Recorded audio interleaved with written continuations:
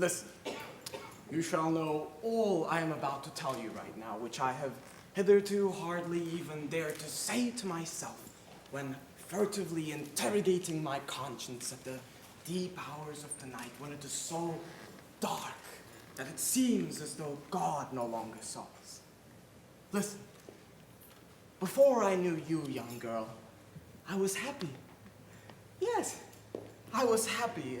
At least I believed myself to be so. I was pure. My soul was filled with limpid light. No head was raised more proudly or more radiantly than mine. Priests consulted me on chastity, doctors on doctrines. Yes, science was all in all to me. It was a sister to me, and a sister sophist. Not but that with age, other ideas came to me. More than once my flesh had been moved as a woman's form passed by, that force of sex and blood which, in the madness of youth, I had imagined I had stifled forever had, convulsively raised the chain of iron vows which bind me, a miserable wretch, to the cold stones of the altar. But fasting, pray, study, mortifications of the cloister rendered my soul mistress of my body once more, and then I avoided woman.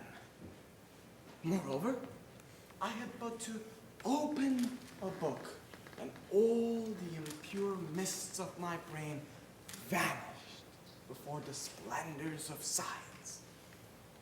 In a few moments, I felt the gross things of the earth flee far away, and I found myself once more calm, quieted, and serene in the presence of the tranquil radiance of eternal truth.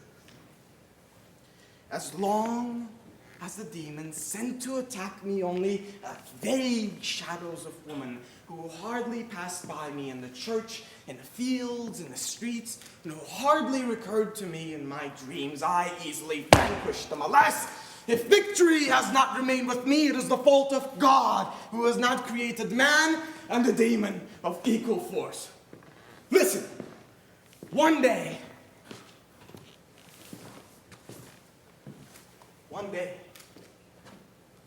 I was leaning on the window of my cell. What book was I reading then? All that is a whirlwind in my head. I was reading.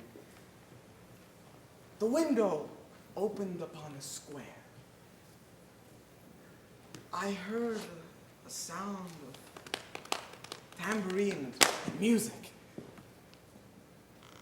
I glanced into the street.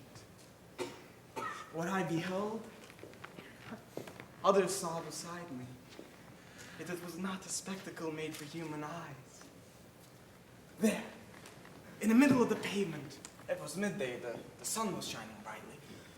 A creature was dancing, a creature so beautiful that God would have preferred her to the Virgin and would have chosen her as his mother and would have wished to be born of her if she had been in existence when he was made man. Her eyes